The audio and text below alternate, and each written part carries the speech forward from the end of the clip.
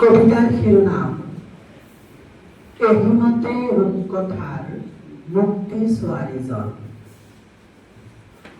মোৰ মনটোক এনে কি মন্ত্ৰ শিকাম যে, মোৰ মনটোক এনে কি মন্ত্ৰ শিকাম যে, সি যেতিয়া পৃথিৱীৰ পথ উপপথেৰে গৈ গৈ এটাও বুটাম নথকা কাইমা চৰাটো পিন্ধি সমুদ্ৰ তীৰত থমকি বিশাল আকাশখনলৈ চকু তুলি চাবলৈ শিকিব।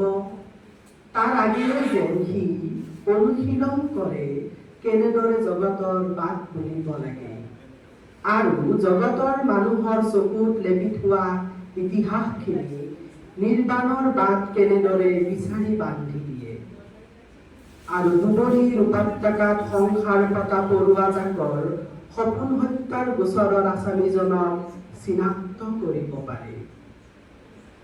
এইখিনিতে সন্দিগ্ধ থমকি ইখন সিখনকৈ প্ৰেমিকজনৰ ঋতুৱে গৰকা মুখখনলৈ চাওঁ।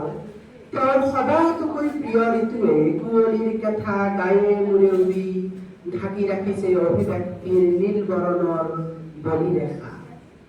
কেঁথাৰ পিঠিখনত গুলঞ্চ ফুলৰ নক্সা নক্ষত্ৰ।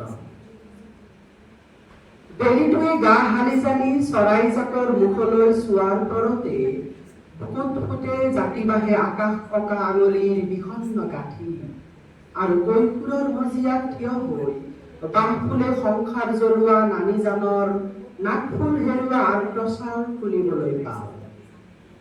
সাঁথৰৰ সমস্ত আদিৰক ছত্ৰভংগ দিয়ে এইখিনিতে। মই অলপ পুৰণা বাবেই চাগে সেই দৃশ্যই নৰনাৰীৰ পদূলিত ওলমাই থোৱা দেখো পূৰ্বপুৰুষৰ তেজত জাতিলাও ফুলা ই ভোকে জীৰ্ণ শীৰ্ণ কৰা গয়াকাননৰ বুকু।